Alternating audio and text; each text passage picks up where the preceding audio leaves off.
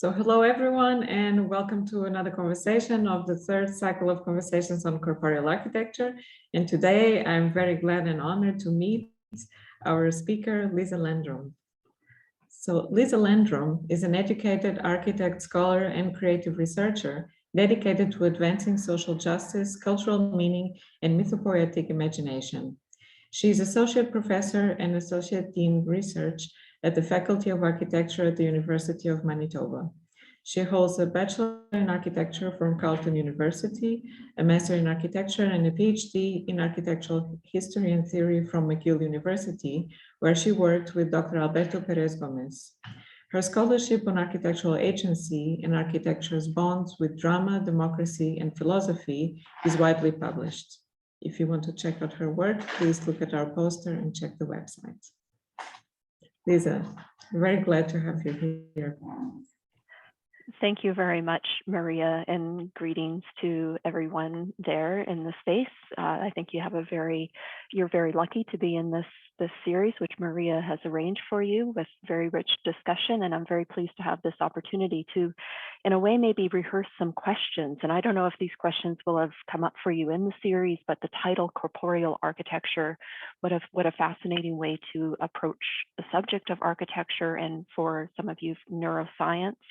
For me, it's been interesting to consider. It touches on some questions that I've been thinking about for a while, involving, one's personal investment in architecture as an architect, as an architectural enabler, involving personal imagination, but also, where one's person as an architect and where one's personal imagination is really integrative of a very broad and social spectrum.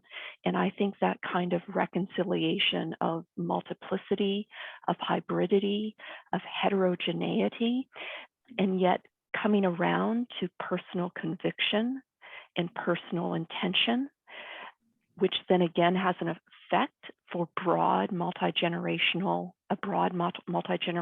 scope. This is a very interesting set of questions for me, and one that perhaps I will open up a space for further questions through the presentation that I will share. So I think you are seeing my full screen now. Yes.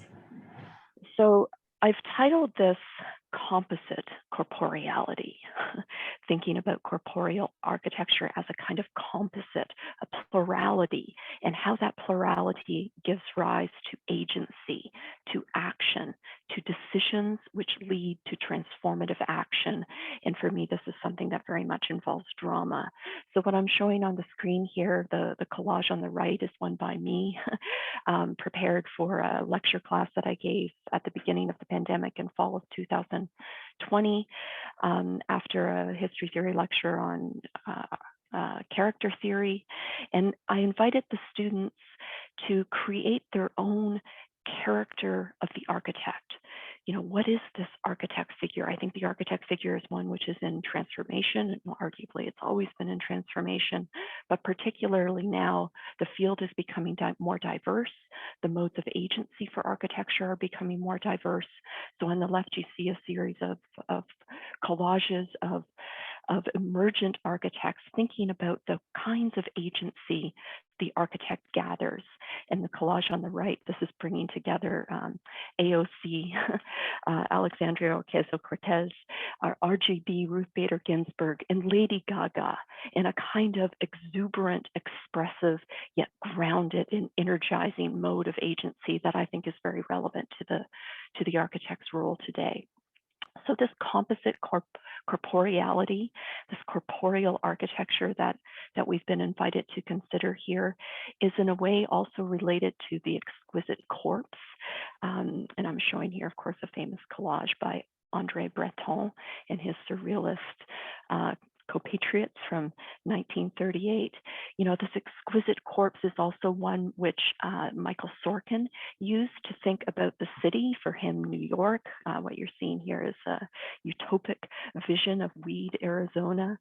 But for Michael Sorkin, the exquisite corpse was one of the most profound metaphors for the city, thinking about the city as for him, the greatest, most maddening, most slippery, most out of control collective artifact that we can be responsible for. And yet, in spite of it being out of control and heterogeneous, it still demands a reading.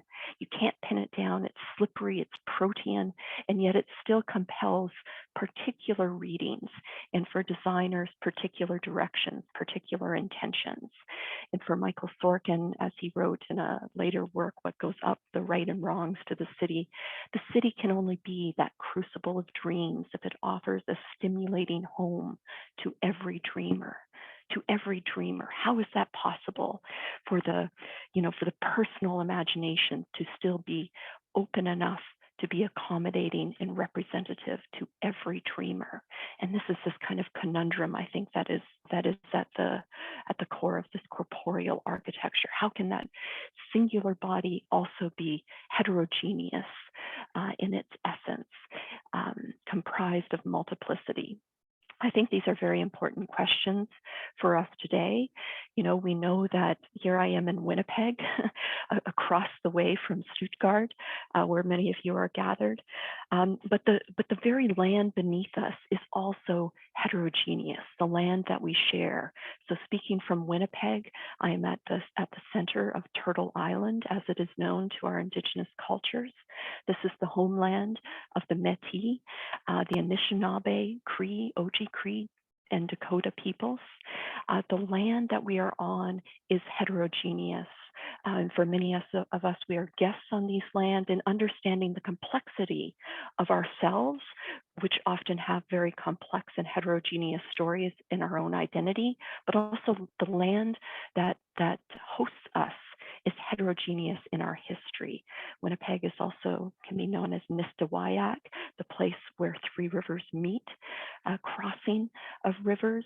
This has been a meeting place for over 6,000 years, and these stories are also part of our heterogeneous way forward. I think the heterogeneity of contemporary issues is one that also needs to be embraced and reconciled, in particular intentions. This is a Black Lives Matter demonstration in front of the Manitoba Legislative Building in Winnipeg in the summer of 2020. Demonstrations which happened all over the world.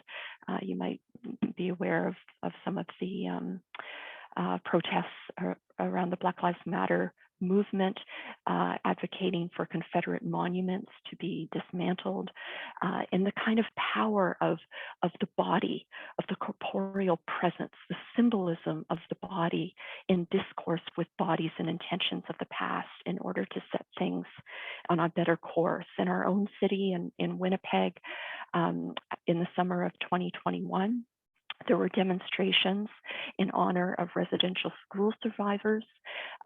This is a complex issue, but one where the Canadian government oppressed Indigenous peoples for many years. We're only just beginning to come into a state of reconciliation. And after confirmation of unmarked graves at many residential school sites, there was a demonstration in the toppling here of a statue of Queen Victoria. And the red handprints that you see on the pedestal of Queen Victoria are in honor of missing and murdered Indigenous women and girls and two-spirited people, but also in honor of these children who were incredibly mistreated and torn away from their families some years ago. But the symbolic body toppled the bodies of other taking a place to speak, to give voice. And here, this is also in front of our Manitoba Legislative Building. So the space of dissent, the space of demonstration, the space of discourse for bodies to play out dramatically the intentions. But so within the many complex issues, there is also the potential for many bodies to come together to set a better course. And demonstrations like climate action strikes, this is just before the pandemic in 2019, also in front of our Manitoba Legislative Building, people coming together to speak in a kind of a united voice toward climate justice. So this condition of plurality, it's one that Hannah Arendt finds to be the kind of core of democracy, where the plurality embraces difference and yet nevertheless through discourse, through language, through negotiation, can come together to give voice to particular ways forward. So this exquisite corpse, and exquisite also has within it a kind of searching for this bodying force of collective intention, is one that I'm after in these reflections, a kind of coming together of the social body, which is plural, this plural body, and gathering this somatic agency, the agency of bodies, the agency of persons, which is also very dramatic and involves agons, a kind of difficult conflict or deliberation through which one can body forth possibilities, which can instill desire for collective ways forward. So this is embedded in this idea of composite corporeality, plurality, and architectural agency that I'm sharing here. So I'll give sort of 2 points of departure for these thoughts, and then share some examples of how this is manifested in some of my teaching. So one of the motivations is through scholarship and through the research that I've done, sort of in the originary conditions of architecture, democracy, and drama in ancient Greece. This is coming through the studies of my doctoral dissertation, which Maria mentioned were done in collaboration with Alberto Perez Gomez at McGill University. So looking at some originary conditions where drama, democracy, and architecture came together in the Theater of Dionysus here at the foot of the Acropolis, but looking to the theater definitely as a space for gathering, a space for deliberation and collective witnessing, the theatrical event, which is very much like the democratic events of the Athenian Assembly. But studying this for me happened through the reading of the plays themselves, the reading of the dramas, the events that transpired in this space, and in particular the reading of two very particular plays, Aristophanes' piece and Euripides' Cyclops, both happening around 420 BCE, where the word architect in Greek architecton is there in the script to qualify not really the architecture, but a protagonist, an agent, one who led the chorus in a complex undertaking to restore social order. So it's this kind of agency embedded in the protagonist. Now, these are kind of funny, peculiar stories. I'll very briefly give you a summary. In the one, Euripides' Cyclops, it's Odysseus. You probably know the story from Homer, book 9 of Homer's Odyssey.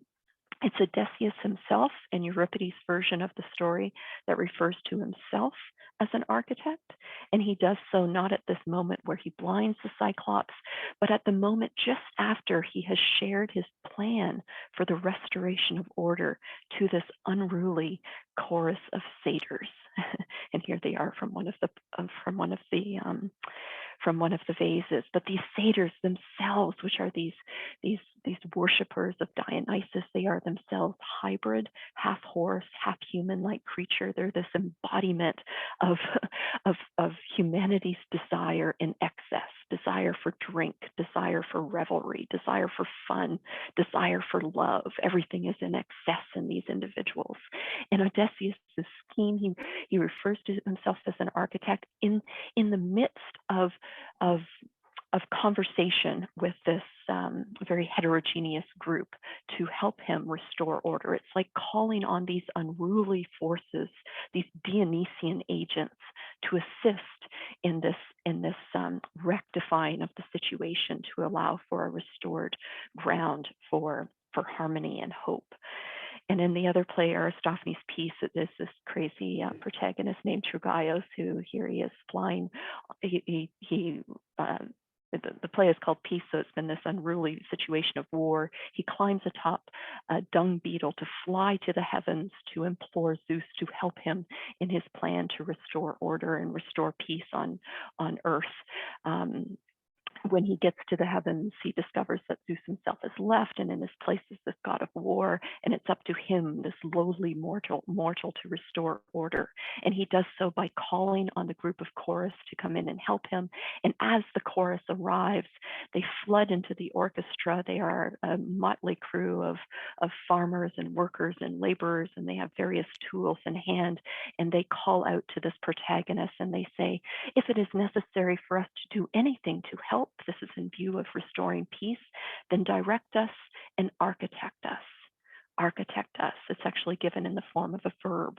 So this idea that the architect is a person which leads, but kind of leads in the midst of this group of choreographic performers who work together to dance a renewed order in the chorus, which leads to a renewed order for mortals there.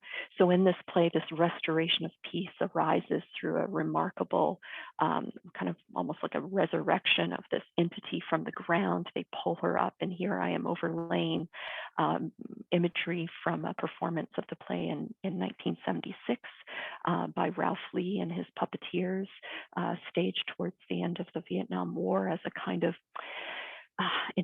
a force to kind of dramatize the end of the war. And in fact, Aristophanes' piece in the 5th century BC was also staged in the midst of a very difficult Peloponnesian War. So in both cases, the dramatic enactment of something was a mechanism to kind of figure forth, right? This figuring forth of peace. If only we could figure it forth. And if we can figure it forth in drama, maybe then it will come about in the situation in the city. So this architect figure, together with the chorus, they bring forth peace, and with her comes this embodiment of harvest, this peaceful bounty of the land, as well as another entity named Thearia, who is a kind of personification of the event itself, this event of spectating, this collective witnessing of something transformational, remarkable, otherworldly. And this is all embodied in this. It's actually theoria. It's a mini compound word. It's a kind of sightseeing, a traveling to witness remarkable sights, which lead to renewed insights. So, you know, I'm saying this is sort of the scholarly trajectory of my thoughts on corporeal architecture. Here, it's profoundly Dionysian, as I said, this god of drama, of revelry, of dance, also of wildness and kind of unruliness. This is the agent who presides over the collective event of theater, but also a kind of entity, a power, an agency that one takes in. Of course, Dionysus is a god of wine that comes in these great vats, often adorned with large eyes. There's this kind of wide-eyed epiphany of scene, kind of very particular, remarkable kind of scene, this frontal scene that happens with Dionysus. And the drinking vessels in ancient Greece were this calyx. It was very wide, and themselves were adorned often with eyes, so that as the drinker brought it up, it covered their face, and it became a kind of mask. So you can imagine one drinking, if you are drinking in a kind of sympodic dinner party and everyone is drinking from these large drinking vessels, you become an embodiment of that divine agent for the others assembled in the drinking space. So this kind of epiphany, which is there and yet not there in that space, is something that is embodied in this kind of dramatic architectural agency. It's something I've written about in various publications, and it's also a topic of a forthcoming book called Theaters of Architectural Imagination, to be published by Routledge, I think next year, arising from a conference that Sam Ridgway and I hosted together with Louise Peltier and Alberto Perez Gomez last summer. So, you know, this collective agency of the theater embodied in certain protagonists is something that I've studied through the literature. So the second point of departure, kind of motive for these thoughts, is also coming from practice, from work. And I'm fortunate to have worked for some years in New York City before going back into academia, including some work with Gaetano Pesce, Italian designer, industrial designer, architect. And through his work, working with materials, which are themselves kind of, they're anthropomorphic in the designs that he does, but also working with dramatic agencies of materials themselves. Here are these kind of resin chairs, which were designed to slump. They're playing with kind of stability and fragility, which is akin to our own mortal stability and fragility, right? We succumb to gravity a little like these chairs. Another important experience I had in New York City, which helps to think about a kind of bodybuilding comparison, is work on the historic fabric of the city itself, where from such positions hanging above the city, there was this kind of confrontation with the buildings, where the bodies of the inspectors, of the architect inspecting the buildings, we kind of, we documented and measured the buildings, but the buildings in a way also measured us.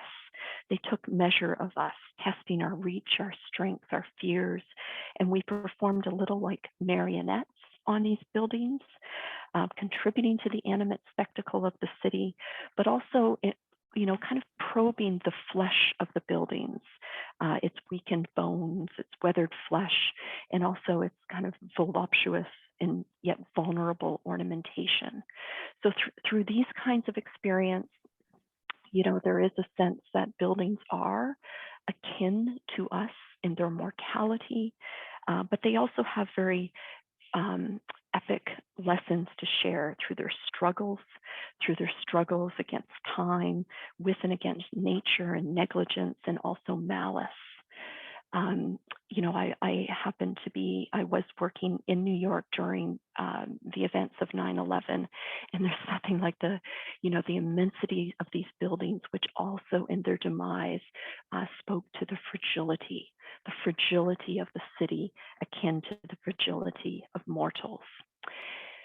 During this time in New York, I was also fortunate to be inspired by many dramatic performances, going to see many plays, many avant-garde plays, which together has this, this constantly renewable sense of beginning again, something that Hannah Arendt also talks about, a kind of natality, which is inherent to the arche of the architect, this beginning again, which happens through theater.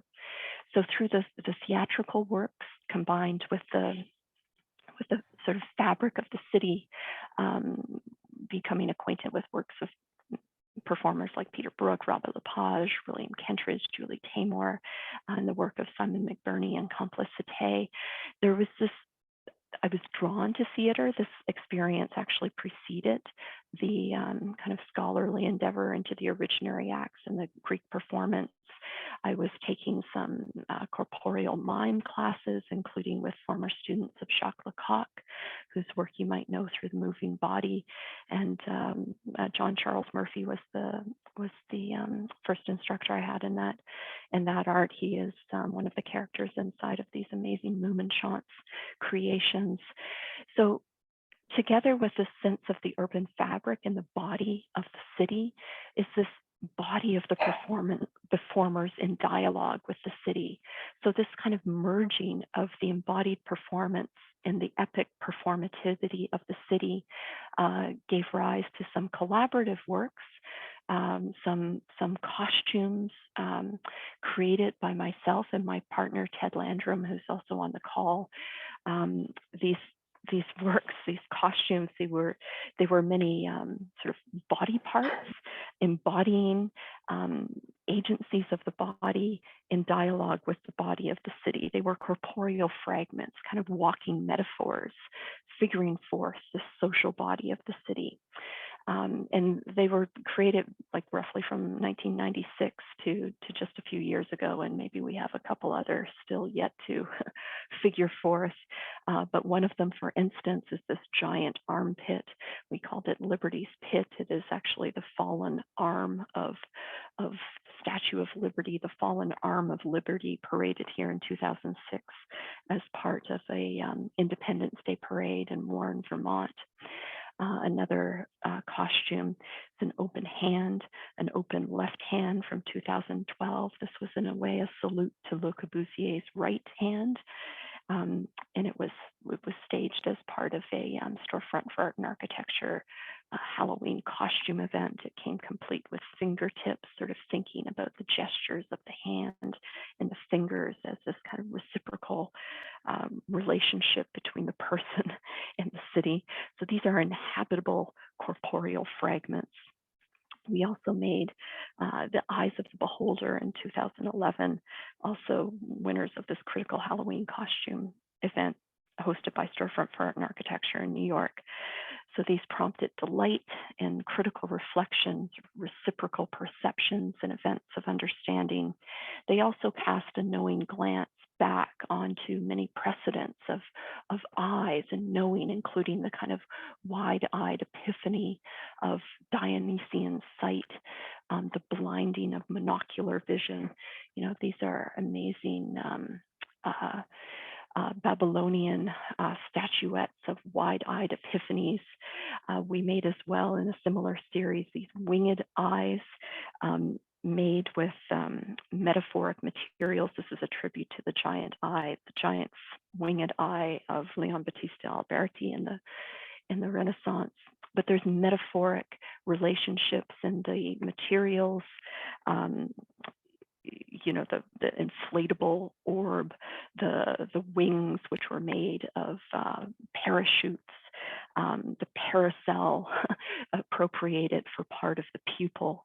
So there's metaphoric relationships in the materials themselves, which are incorporated into these pieces. There was a giant tongue. This is a collaboration that got us going, actually a kind of mini army of giant tongues let loose into the New York City Halloween parade to lampoon the city, kind of dialogue with the city. You know, the tongue is amazing. One can stick out their tongue in a kind of vulgar gesture, but it's also the tongue is an instrument of love and of speech. So the way that the tongue moves and negotiates our relationship with the city. Another costume was a large intestine involving multiple collaborators and several hundred inflatable balloons wrapped around us and brought into the city. A giant brain, also a collaborative work involving many people inside. It was a kind of model of collective imagination made with hula hoops and a kind of mini Buckminster Fuller dome assembled in our loft in Williamsburg. And then each of these costumes involved a kind of pre-parade before its immersion in the city. So in this case, it involved, you know, being squeezed out this back window up to the roof of this Williamsburg loft, down to the street, and then through the city over the Williamsburg Bridge before arriving to the beginning point of 6th Avenue and running uptown as part of the event and joining this kind of throng of the social body. So we were these enlarged body parts, these kind of accentuated appendages of imagination and apprehension, right? Thinking of these kind of surrogate, larger than life body parts to perceive the city. And in this case, it was kind of remarkable because at the end of the parade, the pieces of the giant brain, the hula hoops, were absorbed back into the social body of the city, here appropriated by several youths who return them to their kind of euphoric potential. And we've made more intimate theaters. This is a mask for three with faces where three people can look into this miniature theater environment and have close counsel while there are three masked figures always looking out, keeping watch. And so these are, you know, they're fun, they're whimsical, but they're also grounded in trying to understand performative agencies that are there in originary conditions. And in this case, this is the muse of mind, Paulina, on the right there with her mask, which her three masks, she would embody many things, many agencies, many whims. I write about this in a book on confabulation and storytelling and architecture, and it was related to a performance that Ted and I crafted for this Foscari symposium in Alexandria, where we kind of enact it for the conference attendees. These kind of primary agencies of architectural imagination and theory, with a suitcase full of emblems reminding us of our most profound creative capabilities.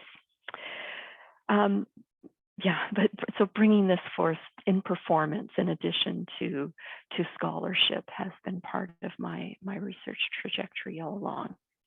So I'll sort of wrap up with some quick examples of how I've brought this into teaching, maybe in a way my primary vocation. And this is drawing from a conversation that I had recently with Tracy Eve Winton, who I understand you will be hearing from next week, I think, or soon, and a conversation that we had last fall called Heuristic Pedagogy. Heuristic, it's kind of the eureka of pedagogy. I found it.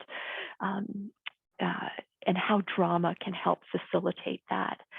So Tracy has some really amazing examples where she's worked with groups, student groups of 80, and they all, through sharing this collective intelligence, create theatrical works. My interventions have been more diverse and maybe of some more varying scales.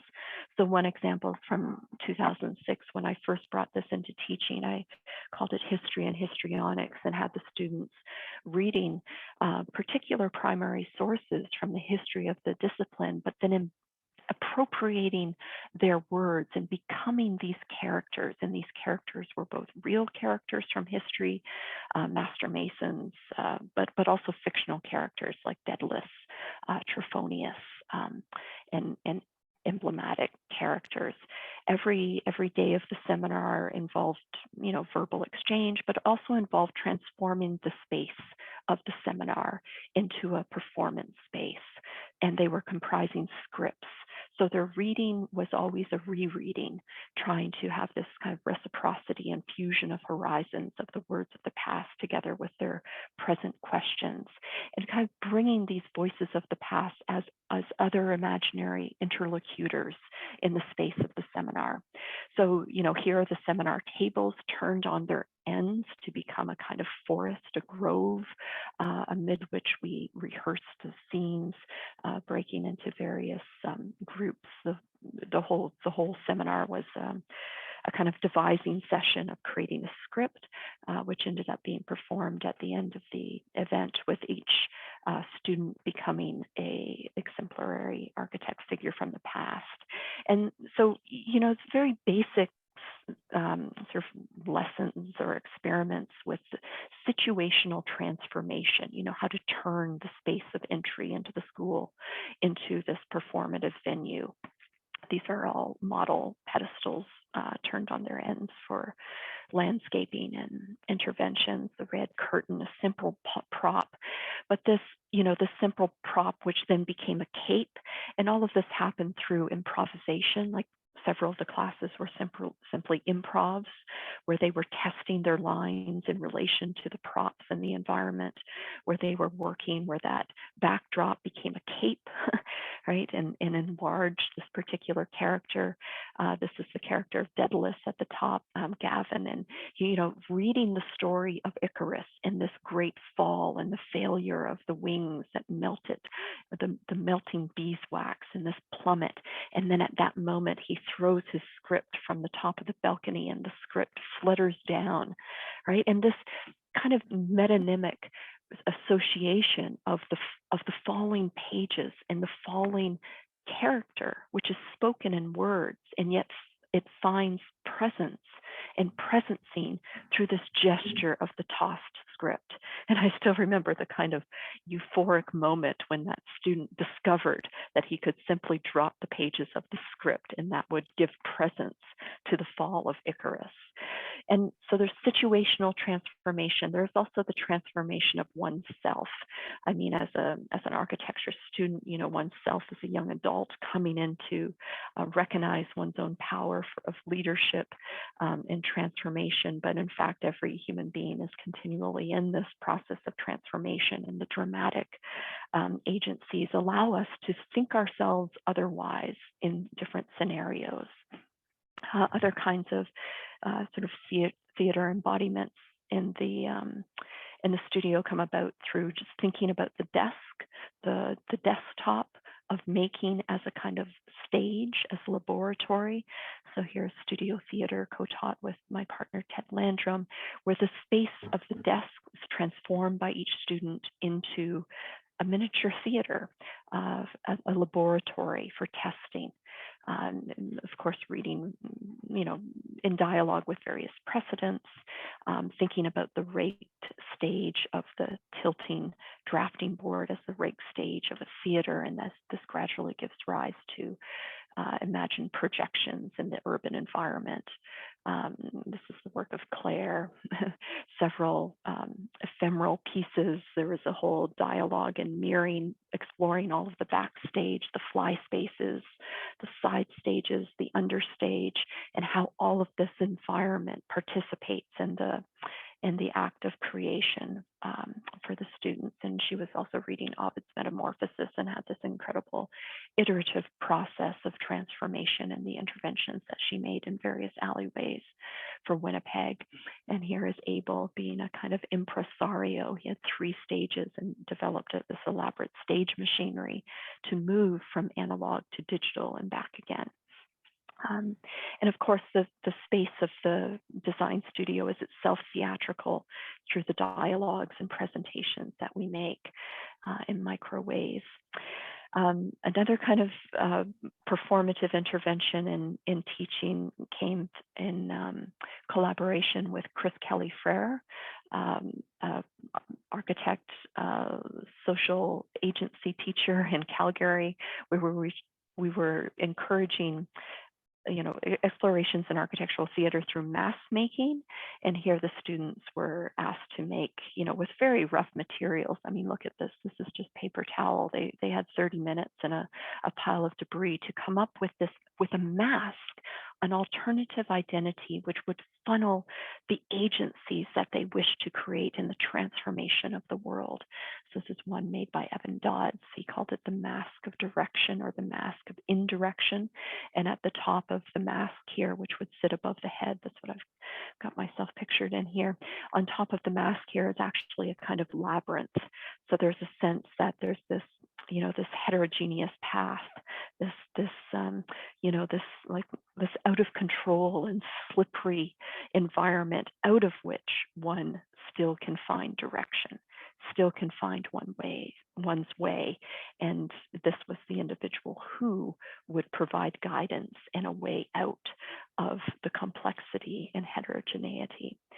Bringing this all back into, our Zoom world of pedagogy these last couple of years has been challenging, but one way that was attempted was through putting us all in the same black box theater and experimenting with that.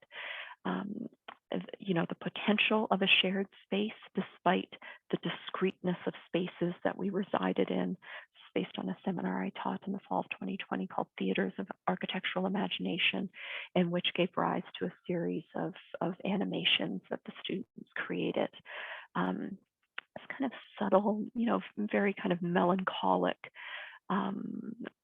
contemplations of this desired for togetherness, despite the individuality and remoteness of the situation. So I think this whole dialogue of the corporeal, of our personal corpus and our embodied situation, the power of the individual to still gather and integrate the social dispersed situations. I think this is always in play, and our various situations give us different ways to consider that. And then and this is sort of the project I'll end on. The pandemic, of course, has had some happy accidents. One of them was my participation in a virtual exhibition for the 2021 Venice Biennale via what was called the Sunship, led by David Gersten in Arts, Letters, and Numbers in New York City. But I had a kind of poetic cargo loaded onto this digital Sunship, and it involved a number of student collaborators here at the University of Manitoba, including Max Sandrid, Saba Reza, Alexa Lacerna, and Andrea Lange. And together there was this 5-act series that we created, but I will share. One was the work of Andrea Lange, where, you know, she brought together a wonderful Indonesian student studying here in Canada. She brought together a series of stories, creation myths, particularly flood myths and ark myths. You know, how do we survive from the flood? She thought coming in, meeting this sort of social catastrophe, this environmental catastrophe also that we're in with climate change, how can we meet this through stories, and how can we share the stories? And so she invited these global storytellers to share the stories of their various flood myths and creation myths. And she had myths coming from Sumerian, Hindu, Judeo-Christian, Arabic, Norse, Nigerian, Filipino, and Chinese. And she sutured together pieces of these myths into one story, and had women, because of course in the stories all of the protagonists are men, so she had a group of women from the same region sharing the stories and interwove the voices of their stories into one story, in a very elaborate animation. I won't play it right now because I just realized I didn't do the trick of sharing with audio, but it's available online through this Theaters of Arc Imagination series, where you can hear the polyvocal, right? There's something about the exquisite corpse, the material, the composite coming together. But in this work, one of the most magical things is the polyvocal, the many voices, and the many voices of the storytellers, which she interweaves and overlaps slightly into this very profound telling of a singular story. So how to bring together into unison this polyvocal, this heterogeneity. So this is what I offer you all in your thinking about corporeal architecture, is this composite corporeality, and how the individual body can be in dialogue with the social body and create this really exquisite corpse. So that's what I have to offer, Maria. Thank you very much for the invitation. I'd be happy to have discussion.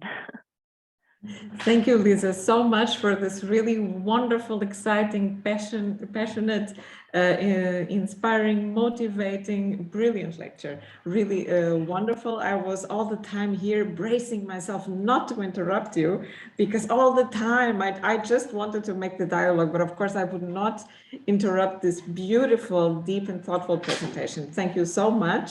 I am so happy. It's the first time we also meet, and we could not meet.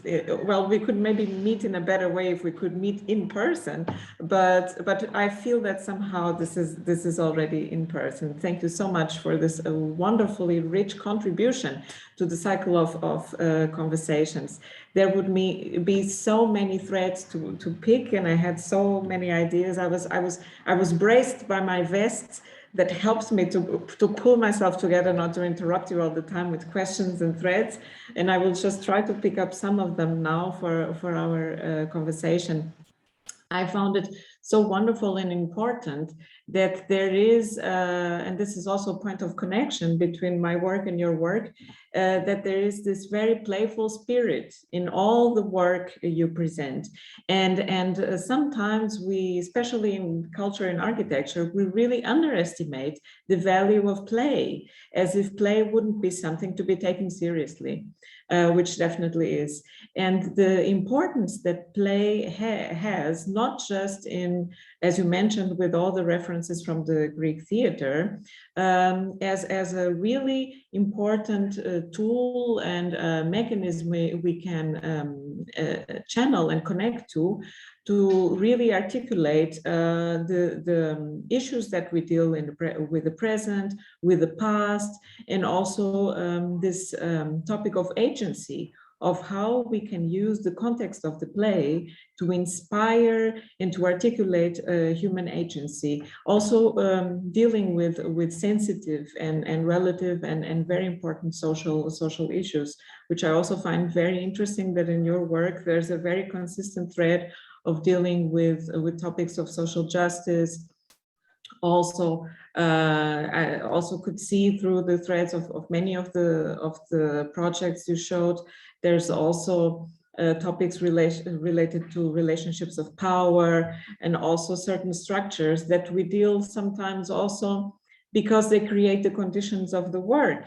I also know from experience that it's difficult to work in the context of architecture, bringing this interdisciplinarity, what we can bring from the world of theater and also from improvisation, working, creating, building and performing with these very precarious structures, and also the power and the usefulness that such precarious structures can have. You mentioned also very beautifully in your work the transformative character that a costume, that performing in a building that already had a character can completely change its character. So wonderful that you could bring all this richness, and also the wonderful title for your lecture with the reference to surrealism and the exquisite corpse, because this is exactly the spirit that brings together all the complexity of living in the city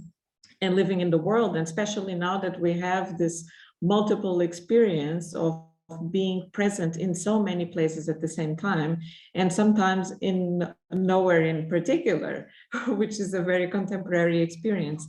And I think that this idea of the exquisite corpse can really bring together also the challenges that we have now of bringing together the digital and the real, and the changing relationship we are developing also within our bodies, with the whole concept of what it means to be present, to meet in presence, and how far can we really perhaps still underappreciate that with all the restrictions of the pandemic, also presences like this could be possible. And are they really less valuable? How far where really lies the difference? So thank you so much for bringing all these different things. So as a first question, I would ask you, because I think that this is a question that I've been asking almost to all the speakers, because I think that we put so much of ourselves in the work we do. So I would like to ask you, what was the first spark that really gave you this trigger to bring together these worlds from performance and theater into architecture and teaching? Was there an epiphany moment? Yeah, that's a good question. Well, I mean, I guess I alluded, and thank you very much for all of your comments. I know I have a sense that we have a lot more to talk about, and I want to know more about the costume work that you've done. And I really thank Alberto Perez Gomez for putting us in touch and sharing the performance work that you did previously.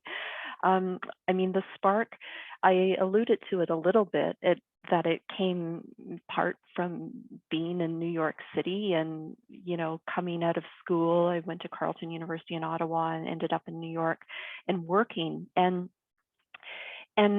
I found, I mean, I was fortunate to have the jobs where I was often going to job sites, and I was riding my bike to various places in the city. And you know, as a designer, as an architect, you know, we think of ourselves often as we make drawings, we make models, we make specifications, we kind of make the artifacts for the future architecture. But in the practice, I often found myself on a job site in a situation with other people, with clients, with contractors, with other collaborators. And you have the artifacts with you, but you also have the city around you, and you have the situation you are in. And even though you have artifacts and you might point to them and hold them up, there is also this kind of space of discourse, of speaking, of tapping into the desire of your collaborators, clients, contractors, of conjuring something which isn't there yet, but is collectively desired. Marco Vascari says something to the effect that, architecture is about, giving visibility to the invisible and making palpable, making you feel that something is present, which is not. And so I found that as much as we had artifacts and had drawings, we were also speaking and gesturing and having a conversation in a circle, in a setting. And there was something profoundly theatrical about that. And this was accompanied. So, I don't know if it was, did I ride my bike home one day and suddenly it all came to me? I think it's very gradual, like many things. It's kind of a retrospective eureka. But in aggregate, these experiences and going to see a lot of wonderful theater in New York at the same time just made me realize the importance of these ephemeral, situated, discursive events, where the first step towards a positive physical transformation involves the imaginative capacity to see something otherwise, right? To imagine something otherwise. And that was this, it's something desired before it's designed. Yes, it has a lot to do. I really like that you use the word desire, because it really has a lot to do with it also, and also with this. I really love this costume. I mean, I love them all, really. So inspiring, imaginative. But this costume we had with the tongue. That was really fantastic. The tongue is this thing that seeks and wants to have. So I had to now think about this idea with the desire and the sensing in the city, and how this costume of the tongue also kind of shows that. It's also this idea of trying to incorporate what we see from our environment and then make sense of it and transform it.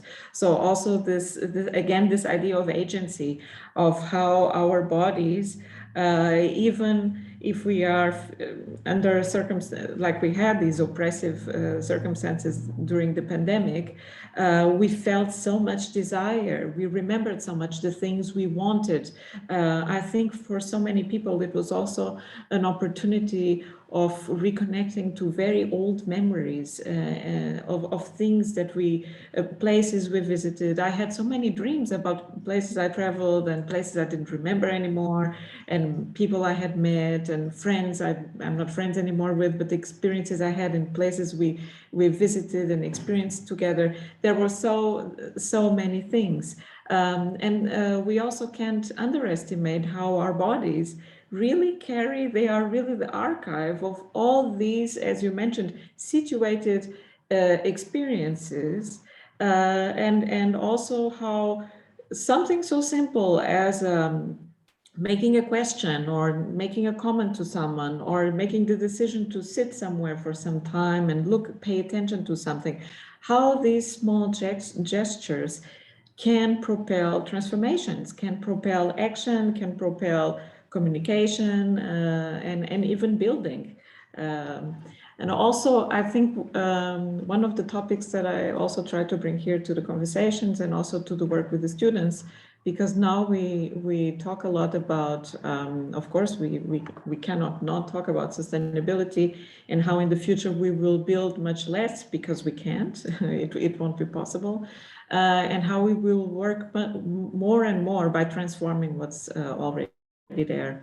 And I think that this kind of work, performative work, which really appropriates the context, works with the context and transforms the context by proposing different uses, different interpretations, and also different meanings to the structures which are already there. This is also particularly relevant. I also found it so important that you show these examples of how through performance and also this embodied agency, this topic of heritage can also be dealt with.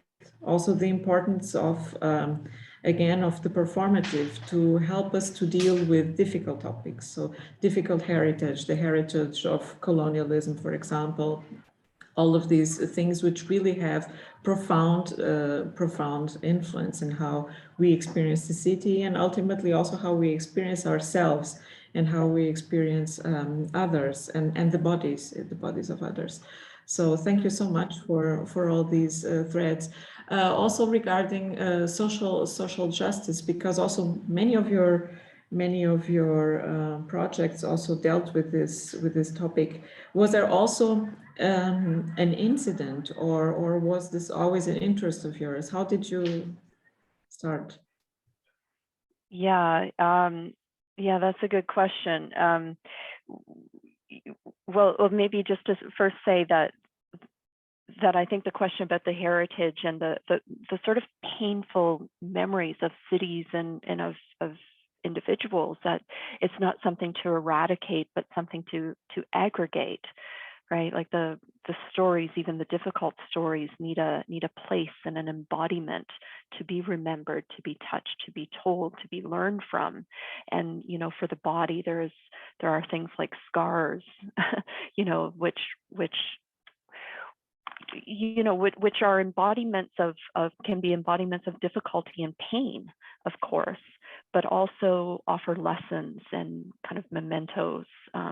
Just because I mentioned the Odyssey and the Greek stories, of course, Odysseus has this famous scar on his thigh from the boar, which gored him as a child. And this is something, it's a memory, it serves as an attribute which unlocks his identity towards the end of the epic, but it also embodies a kind of memory, a recollection of human vulnerability, you know, in the face of danger, which is something he carries with him as well as a lesson. In terms of social justice, I mean, there's just so many. I think most anyone who is awake and alert to the world gradually finds themselves on a track of social justice, but certainly in the scholarship side of things. I mean, I guess working in New York is part of it. New York was a place of, you know, great social divides, economic, socioeconomic divides, but also a great unifier to a greater extent than some other cities that I've lived in. Like, you know, virtually everyone in Manhattan rides the subway. You know, that's not the case with public transportation, certainly not in the city I'm currently living in, where everyone has an automobile, and to not have to ride the public transit system is a socioeconomic decision because you can't afford a vehicle or can't afford the parking. So maybe being in that situation, but also through the scholarship, it was, you know, so interesting to discover that in these aesthetic works of the play, there is a social justice factor embodied there. And in fact, one of the plays I didn't mention, it's a fragmentary play, so that only little bits of it remain, but it's an early founding play by Aeschylus called the Dike play, or the Justice play, and there's a personification of justice who arrives to the certain land, and the fragmentary line attributed to her, well, either to her or to one of the characters on shore, is that her duty is to distribute the justices, or to architect the justices. Again, the word is given in the form of a verb. So to see this, you know, the distribution of resources, the distribution of space, the distribution of privileges, of honor, all of this spatial social configuration as a kind of architectural gesture is part of this. Yes, and now in connection with the topic of the gesture, I also had to remember another of your really interesting costumes, the one with a reference to the hand of Le Corbusier that you appeared together, Lizzie and Ted. And I think it's also so great to see such a playful reference to Le Corbusier, who was also, I think, in his core, a pretty playful person. He's highly demonized, and of course, with all due criticism, but I still think that he's also a little bit misunderstood. And I had to think about, because now you mentioned scars, how our perception of Le Corbusier can also change, because it was only recently that the Fondation Le Corbusier revealed this picture where he's painting naked at the Cavanau, and we see the huge scar, this boating accident he had. And also some years ago, I learned that he was practically blind, which is also something to take in consideration. And now there are some theories that say that he was probably, or most definitely, Asperger's or something like that. So I think that our whole picture of who Le Corbusier was as a full person, not just the structure and the authoritarianism and all these radical decisions, but also who the person was and perhaps what was the vulnerability that led to that absolute need for structure, order, direction. And I think that can also give us a much more richer perception to Le Corbusier. But I think that the playful spirit was also something very important in his work. So thank you also for making this wonderful homage with the playful costume with the hand that I am sure he would have loved it. And I would have a million questions to bring more topics to conversation, but I want our students to participate because this space is for them. So I would like to hear a question. You can come here to the OWL or you can make it from your computer. Or a comment. Okay, we will have one. We are still readjusting progressively to the situation of being alive. Alive we are, fortunately, of being live in the room and live online. Sure, I would love. Oh, here is someone. Yes. First of all, thank you very much for the interesting presentation.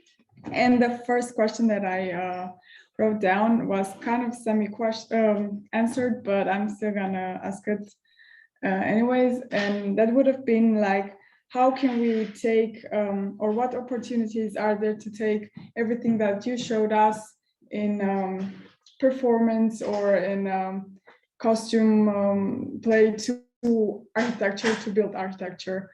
Ms. Ferreira mentioned doing this with buildings that already exist and that we can they're interpret in different ways, but what would you say regarding? Yeah, what a wonderful question, and thank you very much for the thought. I mean, I think the art of listening is important. I think part of the, thinking about performance and the kind of alterity of oneself, like the otherness of oneself. Sometimes I think coming to designs, we think, well, I need to bring the design to it. I need to bring the ideas to the site. I need to bring part of myself to the project. And one certainly does, and the personal imagination is fully activated. But there's also something about being open and listening in a kind of reservoir for the agencies, the actions, the stories, which are already present. And I think one of the, a wonderful thing about performance, and we all enjoy it, is to play otherwise, to play an other, to become other. And we all do it, even, in a way I am playing the presenter right now.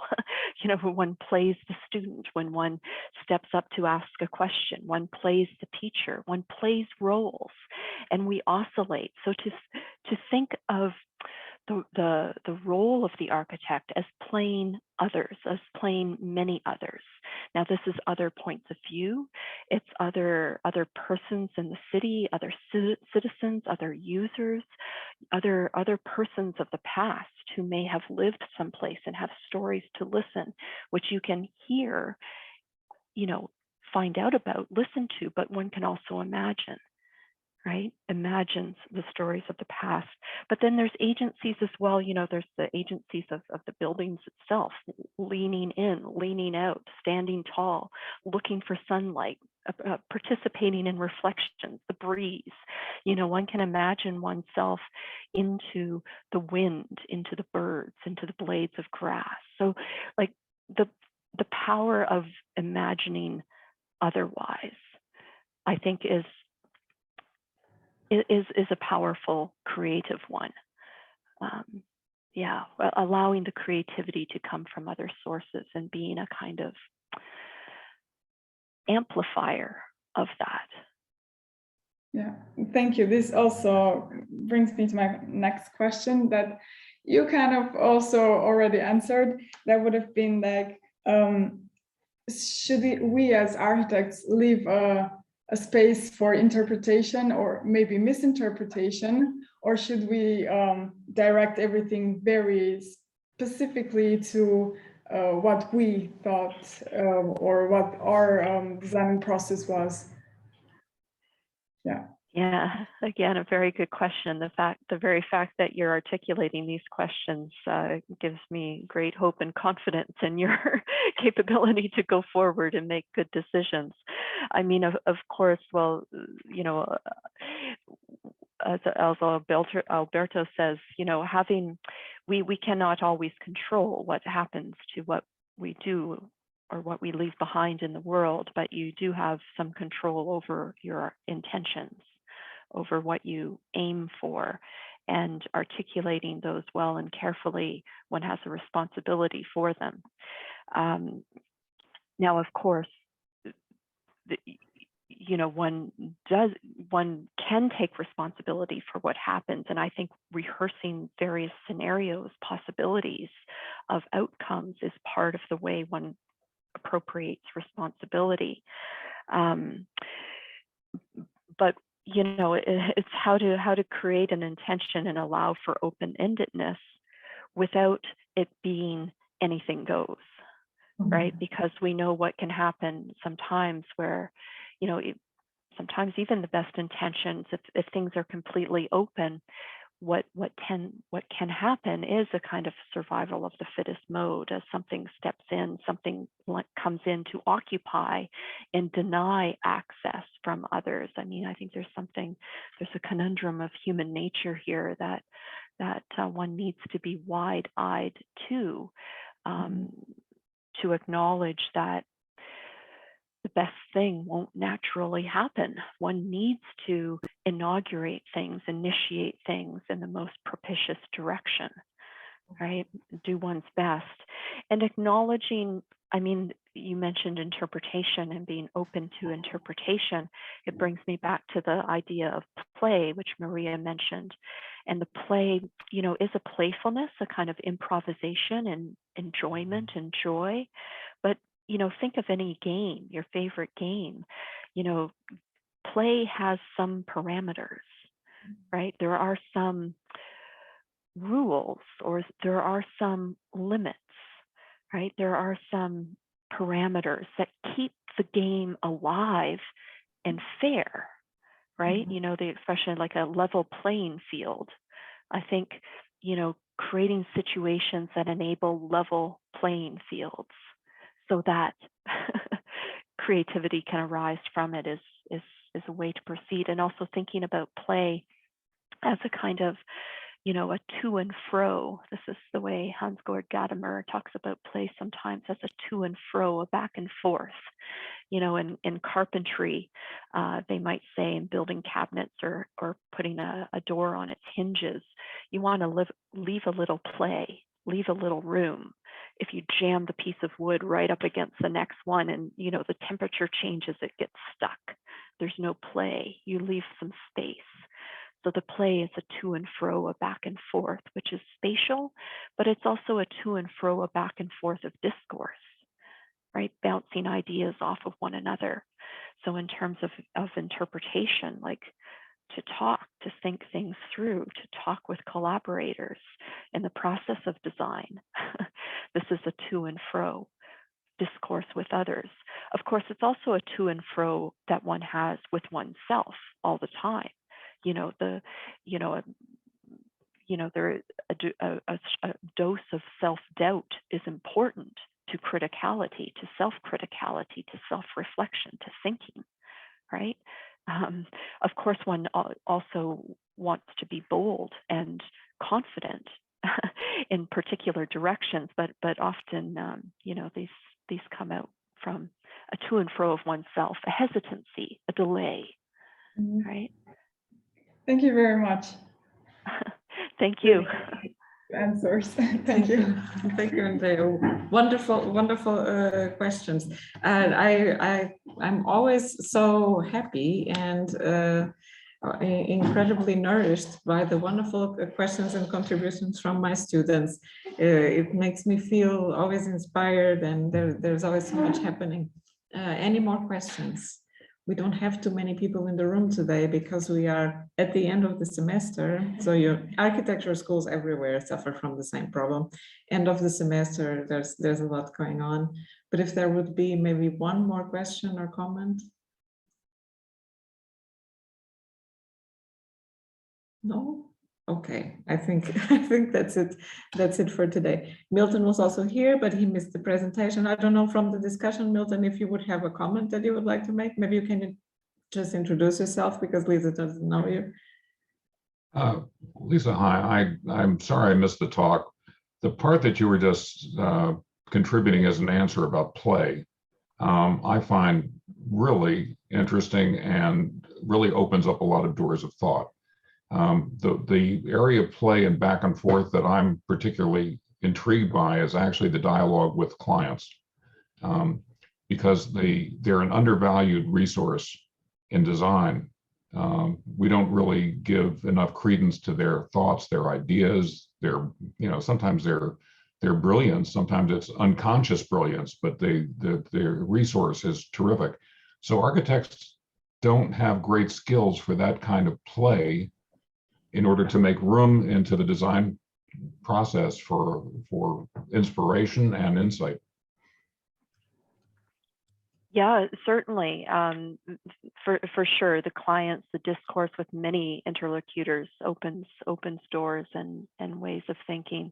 And part of, we may have, sometimes different groups have different ways of speaking about things. Right, but I think there's, architecture, it's really a common knowledge. There's something so basic about architectural knowledge that I think sometimes we over specialize it. We think of it as too much as an expertise or a kind of knowledge. Certainly architects have a kind of expertise to give, but I think part of that expertise involves listening to basic understandings, because architectural knowledge really belongs to everyone and anyone and can be articulated in so many different ways. Just about anyone can understand the value of sitting in a comfortable place with light and breeze, right? You don't need to be a specialized architect you don't need years of study to understand the sense of wholeness one can experience in the world when the situation just feels right. And there's something about that I think we want to really attune ourselves to and listen to. Yeah. Inspired me to think about something in a different way. I appreciate it very much. Thank you very much for the comment. Thanks, Milton, also for showing up. We would for sure have many more threads to continue our discussion and our conversation, but we are also now reaching the end of the time here in the classroom. So thank you again, Lisa, and also Ted, to this wonderful and inspiring contribution to this cycle, and also to the class and to the channel, to the YouTube channel, and also to bring more into this idea of corporeal architecture. I'm really happy that these conversations can happen. I came up with this idea of corporeal architecture when I was doing my research with my PhD, and then continued into practice and performance. And I'm really glad that these conversations can happen. It's a little bit like when you're used to playing a lot by yourself as a child, and then finally you want to invite other people to play. So I'm so happy that you joined us to play today. Thank you so much for your contribution. Thank you for the invitation, Maria. Best wishes to all of you. Enjoy your evening. Thank you for having me. Thank you. Bye-bye. Bye.